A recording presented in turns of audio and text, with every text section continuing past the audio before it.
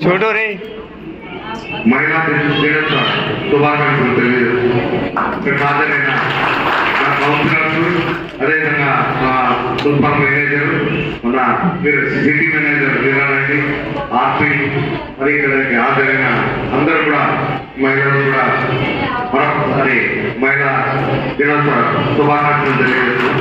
పిల్లలు కూడా బాగా కూడా అంటే మహిళలు ఏ విధంగా ఇబ్బంది పడుతున్నారు ఇప్పుడున్న సమాజంలో అనేది సృజనాత్మకతలో వాళ్ళు వివిధ రకాలుగా మనకి తెలియజేయడం జరిగింది.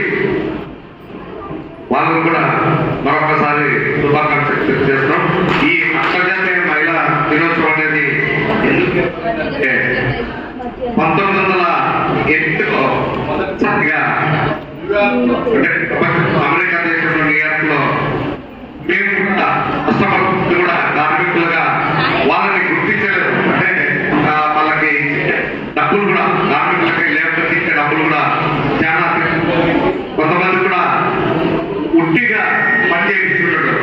కాబట్టి మాకు కూడా సమానత చేయాలా, మాకు కూడా ఎంతైతే మగవాళ్ళకు కూలీ ఇస్తారో అంత కూలీ ఇవ్వాలా అని మొదటిగా అందరూ కూడా మహిళలకు ఉద్దేశించడం జరిగింది.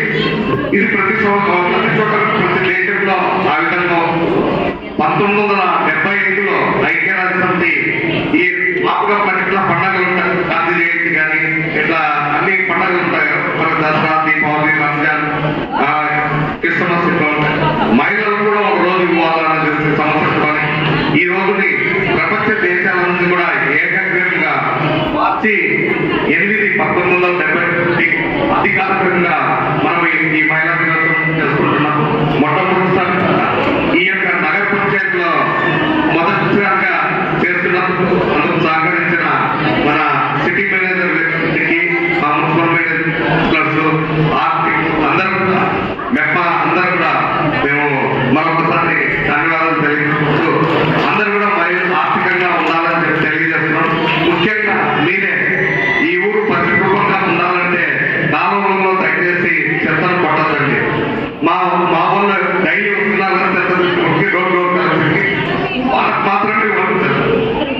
మీ దగ్గర ఒక రోజు వస్తున్నా కానీ మీ దగ్గర పెట్టుకొని మీకు ఆల్రెడీ 3 పిన్నులు ఇచ్చింటారు, గ్రీన్, బ్లూ, రెడ్.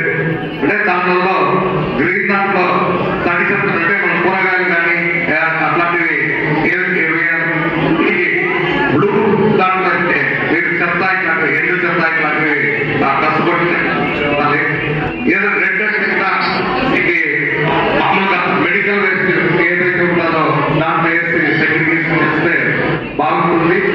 అదేవిధంగా అందరూ కూడా మీరందరూ కూడా మీ యొక్క కుటుంబానికి సహకారం అందిస్తూ ఈ గూడూరు పంచాయతీకి అని ముఖ్యంగా పన్నులు ప్రతి ఒక్కరు కూడా ఇంటి పన్ను కానీ నీటి పన్ను కానీ మాకు రకరకాలైన పన్నులు అంటే మన మున్సిపాలిటీకి ఏవైతే చెల్లించాలో అవన్నీ కూడా చెల్లిస్తారని చెప్పి భావిస్తున్నాం.